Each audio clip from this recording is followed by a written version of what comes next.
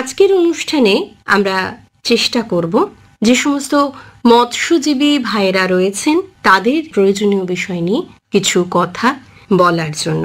যারা মাছ চাষ করেন তারা হয়তো অনেকে জানেন, আবার কেউ কেউ হয়তো এখনো অনেকটা আধারে ভালো করে সবটা জানেন না যে আমাদের ভারত সরকার মৎস্য চাষী ভাইদের জন্য কি কি প্রকল্প রেখেছেন, বা সেই প্রকল্পগুলি থেকে আপনারা কি করে লাভবান হতে পারেন, আপনাদের জীবন যাত্রার মান কি করে আরো উন্নততর হয়ে উঠতে পারে। আমার মনে হয় আজকের এই অনুষ্ঠানে আমরা সে বিষয় নিয়ে কথা বলবো। আজকের বিষয় হচ্ছে ভারত সরকারের মৎস্য দপ্তরের বিভিন্ন প্রকল্প, এবং এই বিষয় নিয়ে আলোচনা করার জন্য আমার সঙ্গে স্টুডিওতে রয়েছেন কেন্দ্রীয় মৎস্য শিক্ষা সংস্থা সমতুল্য বিশ্ববিদ্যালয় কলকাতা কেন্দ্রের প্রধান বিজ্ঞানী ডক্টর গৌরাঙ্গ বিশ্বাস। ডক্টর বিশ্বাসকে আমি স্টুডিওতে স্বাগত জানাই। নমস্কার।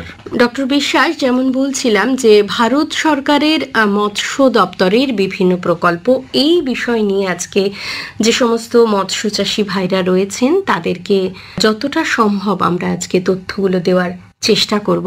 তো সেই জায়গা থেকে আমি আপনার কাছে প্রথমেই যেটা জানতে চাইবো সেটা হলো যে মৎস্য উন্নয়নের লক্ষ্যে ভারত সরকারের কোন কোন দপ্তর বা সংস্থা আছে, বা তাদের ভূমিকাটা আসলে কি? আমাদের মৎস্য উন্নয়নের লক্ষ্যে ভারত সরকারের প্রধান মন্ত্রক সেটা হলো মৎস্য প্রাণী সম্পদ এবং দুগ্ধ উন্নয়ন মন্ত্রক। এই মন্ত্রক আগে আমাদের দেশে ছিল না, কিন্তু ভারত সরকার এই সেক্টরের প্রয়োজনীয়তা বুঝে, গুরুত্ব বুঝে 2019 সালের মে মাসে একটা নতুন দপ্তর স্থাপন করে, এবং এই দপ্তর বিভিন্ন মৎস্য উন্নয়নের লক্ষ্যে সার্বিকভাবে কাজ করে চলেছে। এর সঙ্গে সঙ্গে এই দপ্তরের অন্তর্গত প্রধান যে উন্নয়ন বোর্ড, মৎস্য উন্নয়ন বোর্ড আছে, সেটা NFDB বলা হয়, হায়দ্রাবাদে অবস্থিত। এরা সারা ভারতের মৎস্য উন্নয়নের লক্ষ্যে বিভিন্ন রকম প্রকল্প করে থাকে। এর সহযোগী হিসাবে ভারত সরকারের কৃষি অনুসন্ধান পরিষদ, তার অন্তর্গত প্রায় 8টা বিভিন্ন গবেষণামূলক প্রতিষ্ঠান রয়েছে। তারা মৎস্যর বিভিন্ন বিষয়ে গবেষণা করে থাকে, এবং সেই গবেষণালব্ধ যে প্রযুক্তি সেগুলো এই বিভিন্ন প্রকল্পের মাধ্যমে সারা ভারতে রূপায়িত হয়। এই হচ্ছে ভারত সরকারের মৎস্য উন্নয়নের দিকে যে সমস্ত দপ্তর, তাদের ভূমিকা। বেশ, তো মৎস্য উন্নয়নের লক্ষ্যে কেন্দ্রীয় মৎস্য দপ্তরের কি কি কার্যকলাপ রয়েছে? এখানে যদি আমরা দেখি, দপ্তর শুরু হওয়ার পর থেকে এই দপ্তর আগে কেন্দ্রীয় কৃষি কল্যাণ মন্ত্রকের অন্তর্গত ছিল, একটা আলাদা দপ্তর হিসেবে, মন্ত্রক আলাদাভাবে ছিল না। মন্ত্রক হওয়ার পরে ব্যাপকভাবে এর কার্যকলাপ বৃদ্ধি করা হয়েছে। আমাদের অন্তর্দেশীয় মৎস্য, সেখান থেকে তার উৎপাদন কি করে বাড়ানো যায়, উৎপাদনশীলতা, তারপরে নোনা জলের মাছ চাষ, সেগুলো কি করে বাড়ানো যায়, তারপরে আমাদের সামুদ্রিক মৎস্য আহরণ, সেটা কি করে বাড়ানো যায়, এর সঙ্গে সঙ্গে আমাদের পার্বত্য এলাকায় যে মৎস্য চাষ, সেটা কি করে বাড়ানো যায়, তার বিষয়ে ব্যাপক হারে বিভিন্ন কার্যকলাপ নেওয়া হয়েছে। হ্যাঁ, এবং যেটা বোঝা যাচ্ছে আপনার কথা থেকে যে একটা সার্বিক উন্নয়নের চেষ্টা করা হচ্ছে। বা আর মৎস্যজীবী বা মৎস্য চাষীদের সহায়তা প্রদানকারী যে প্রকল্পগুলো রয়েছে তার রূপায়ণ ভারত সরকার কিভাবে করছে বা কি কি প্রকল্পের মাধ্যমে করছে সেটা একটু বলেন যদি। মৎস্য দপ্তরের প্রধান যে প্রকল্প যেগুলো এখন চালু আছে, সেই প্রকল্পগুলো হলো প্রধানমন্ত্রী মৎস্য সম্পদ যোজনা, যেটা আমাদের 2020 সাল থেকে চালু হয়েছে। এটা সবচেয়ে বড় একটা যুগান্তকারী প্রকল্প, ভারতে আগে হয়নি। এই প্রকল্প চালু হয়েছে, এখানে প্রায় 20,500 কোটি টাকা ইনভেস্ট করা আছে। এর সঙ্গে সঙ্গে মৎস্য এবং জলজ চাষের পরিকাঠামোগত উন্নয়ন তহবিল আছে, আর তার সঙ্গে প্রধানমন্ত্রী মৎস্য কৃষক সমৃদ্ধি সহ যোজনা আর একটা যোজনা, মৎস্যজীবী বা মৎস্য চাষীদের কিষাণ ক্রেডিট কার্ড, যেটা আগে শুধুমাত্র কৃষিজীবী যারা চাষবাস করতেন তাদের ছিল, সেটা মৎস্যজীবীদের জন্য এটা অন্তর্ভুক্ত করা হয়েছে। তারপরে গ্রুপ দুর্ঘটনা বীমা প্রকল্প, যেটা চালু করা হয়েছে, এবং জাতীয় মৎস্যজীবী কল্যাণ প্রকল্প, এই হচ্ছে প্রধান প্রকল্পগুলো যেগুলো এখন চালু আছে। তার মানে একটা ব্যাপক পরিবর্তন করার চেষ্টা করা হচ্ছে যাতে মৎস্যজীবীদের একটা সার্বিক উন্নয়ন এবং তাদের জীবনযাত্রার মান উন্নয়ন করা যায়, সেক্ষেত্রে আলোকপাত করার চেষ্টা করা হচ্ছে এবং সে বিষয়ে কাজও করা হচ্ছে। হ্যাঁ, বাহ। তো এই যে প্রকল্পগুলি রয়েছে, এই প্রকল্পগুলির মধ্যে সবচেয়ে বড় প্রকল্প কোনটি এবং সেটিকে কিভাবে কার্যকর বা রূপায়িত করা হচ্ছে? হ্যাঁ, আমি যে 6টা প্রকল্পের কথা বললাম, এর মধ্যে সবচেয়ে বড় প্রকল্প হচ্ছে প্রধানমন্ত্রী মৎস্য সম্পদ যোজনা। এটার ইংরেজি সংক্ষিপ্ত নাম হচ্ছে PMMSY। এই প্রকল্প 2020 সালে চালু হয়েছে এবং এটা আমরা জানি আমাদের দেশ হচ্ছে যুক্তরাষ্ট্রীয় কাঠামো, তো সেখানে কেন্দ্র সরকারের একটা ভূমিকা আছে, তার সঙ্গে বিভিন্ন রাজ্য সরকার তারা এই বিভিন্ন আমাদের যে মৎস্য কৃষি সম্বন্ধীয় দপ্তর আছে তারা আমাদের মৎস্যের উন্নয়ন হিসেবে কাজ করে, উন্নয়ন করার জন্য সংযুক্তভাবে কাজ করে।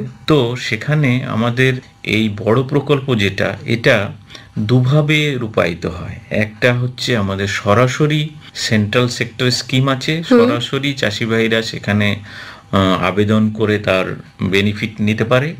আর একটা হচ্ছে রাজ্য সরকারের মাধ্যমেও আবেদন করে ওই প্রকল্পের মাধ্যমে কেন্দ্রীয় সরকারের ওই প্রকল্পে আসতে পারে। এই দুটো প্রকল্পের অন্তর্গত এই প্রকল্পের মাধ্যমে এই রূপায়িত হয় প্রধানমন্ত্রী মৎস্য সম্পদ যোজনা। আচ্ছা, তো কোন কোন কার্যকলাপের জন্য বা কি কি বিষয়ের জন্য চাষিরা এই যে প্রকল্পটি আপনি বললেন এই প্রকল্পটির আওতায় আসতে পারে? হ্যাঁ, আমরা যদি আমাদের রাজ্যের কথা ভাবি, এখানে আমাদের আমাদের যেহেতু রাজ্যটা 3 ধরনের মৎস্য সেক্টর আছে। প্রথম হচ্ছে অন্তর্স্থলীয়, যেটা আমাদের প্রধানত মিষ্টি জলের বা মিঠা জলের মাছ চাষের উপর। আর দ্বিতীয় হচ্ছে সমুদ্র উপকূলবর্তী নোনা জল, ঈষৎ নোনা জল, সেখানে যে চাষ হয় তার একটা বিভাগ আছে। আর একটা হচ্ছে সামুদ্রিক মৎস্য আহরণ।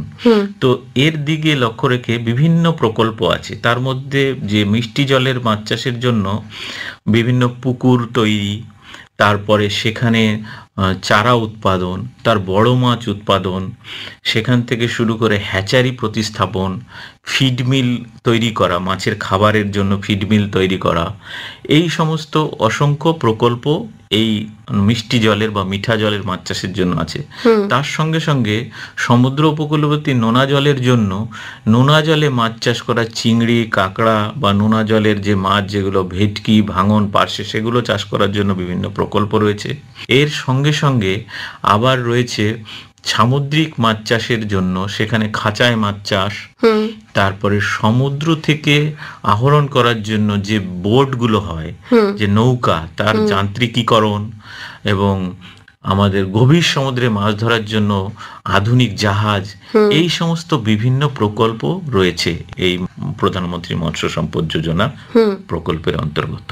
তো আপনি তো বলছেন যে রাজ্য সরকারের মাধ্যমে বা কেন্দ্র সরকারের সরাসরি এই বিভাগে গিয়ে চাষিরা যোগাযোগ করে এই প্রকল্পগুলির সহযোগিতা বা সাহায্য তারা নিতে পারে। সেক্ষেত্রে কিভাবে, মানে একদম সহজভাবে একজন মৎস্য চাষী সরাসরি কিভাবে এই সুযোগটা নিতে পারে? ধরুন সে একটা কোনো বিষয় সহযোগিতা চাইছে তার মৎস্য চাষ সংক্রান্ত, যেমন আপনি বললেন যে বোটের যান্ত্রিকীকরণ বা অন্য আরো এরকম আনুষঙ্গিক কিছু বিষয়, কিভাবে সে যাবে বা কোথায় যাবে সে সহযোগিতা নেওয়ার জন্য? প্রথম যেটা আমি বলেছিলাম, এই প্রকল্পের অন্তর্গত দুটো ভাবে হয়। একটা হচ্ছে সেন্ট্রাল সেক্টর স্কিম, যেটায় সরাসরি মৎস্য চাষী তার কতগুলো স্কিম ওখানে ঠিক করে দেওয়া আছে, বড় স্কিম, এগুলো হবে বড় স্কিম। সেগুলোতে সে সরাসরি একটা প্রজেক্ট তৈরি করে আবেদন করলে আমাদের যে ন্যাশনাল ফিশারিজ ডেভেলপমেন্ট বোর্ড বা জাতীয় মৎস্য উন্নয়ন বোর্ড আছে, তারা এর যে টেকনিক্যাল দিকটা দেখে সেটা স্যাংশন করে। এটা একটা দিক। আর 2 নম্বর দিক যেটা, সেটা হচ্ছে সেন্ট্রাল স্পন্সর্ড স্কিম। তার অন্তর্গত স্কিমগুলো রাজ্য সরকার থেকে স্পন্সর হতে হবে। আচ্ছা, মানে ওরা আমাদের প্রতি ব্লকে ব্লকে একজন করে মৎস্য সম্প্রসারণ আধিকারিক আছেন, হ্যাঁ, তার আবার জেলা দপ্তর আছে। তো সেখানে গিয়ে মৎস্য চাষিরা তাদের বিভিন্ন স্কিম, যেটা আমি বললাম একটু আগে, সেই স্কিমের আবেদন করতে পারবে নির্দিষ্ট প্রফর্মায়।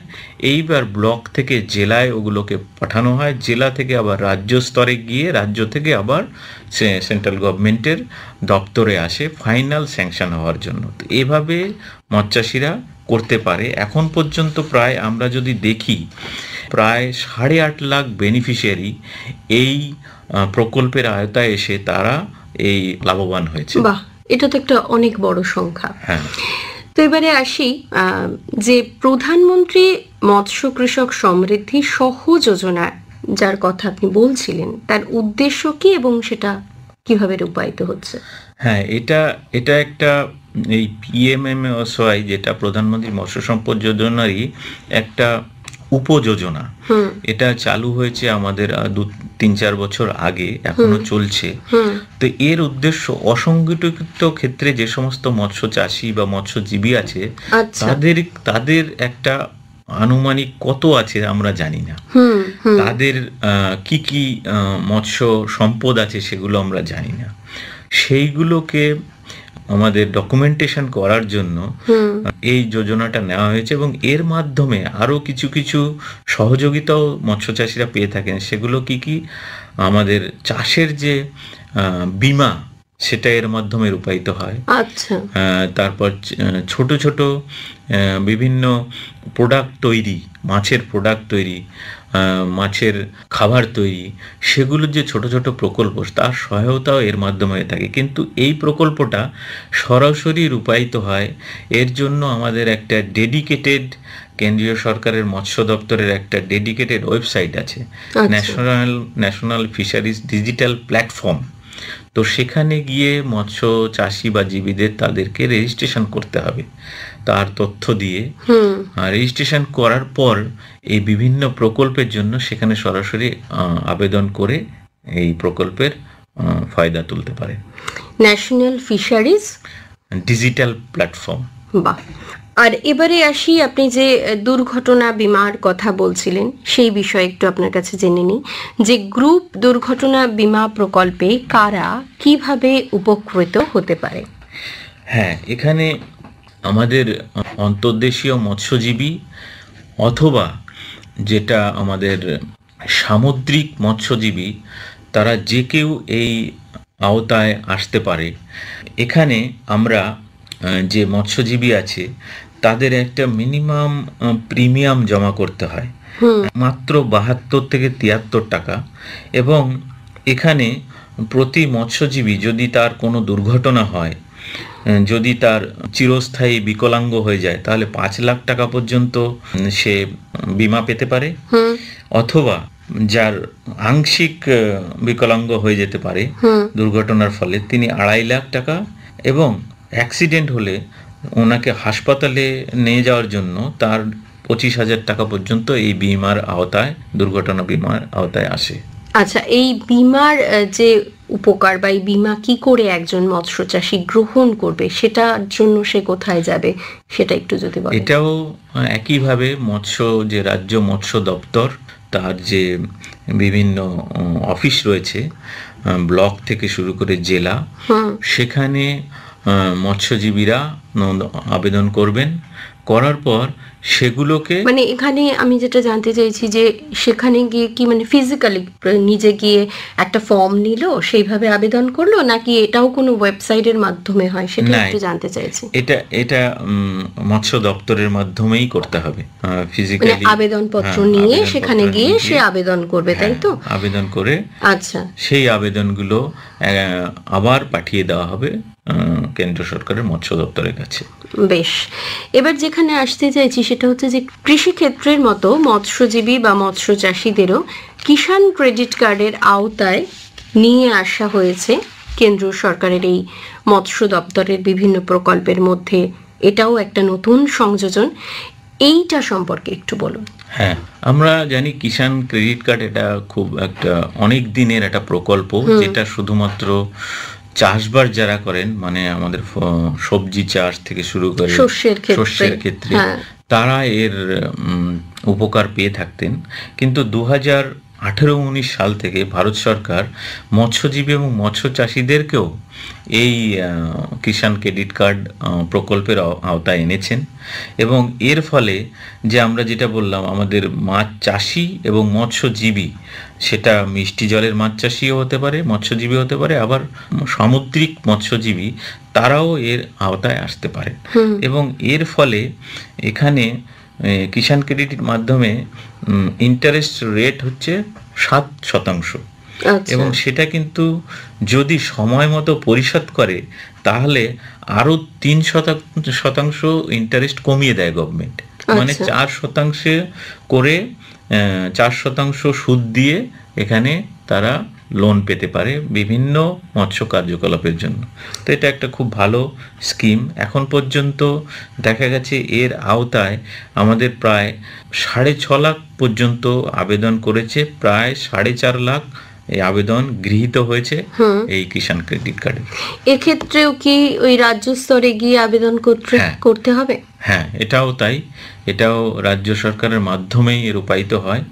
রাজ্য সরকার থেকে অ্যাপ্লিকেশন করে সেটা কেন্দ্রীয় মৎস্য দপ্তরে পাঠাতে হবে, এবং এর জন্য যে মৎস্য উন্নয়ন বোর্ড আছে তাদের ওখানে একটা আলাদা সেল আছে। এটা কি জেলায় জেলায় রয়েছে? হ্যাঁ, মৎস্য দপ্তর, যেটা আমাদের রাজ্যের যদি মৎস্য দপ্তরের পরিকাঠামো দেখি, প্রতি জেলায় একটা করে মিন ভবন আছে মৎস্য দপ্তরের, সেখানে বিভিন্ন আধিকারিক আছেন, এবং প্রতি ব্লকে একজন করে মৎস্য সম্প্রসারণ আধিকারিক এবং আরো 2জন স্টাফ থাকেন।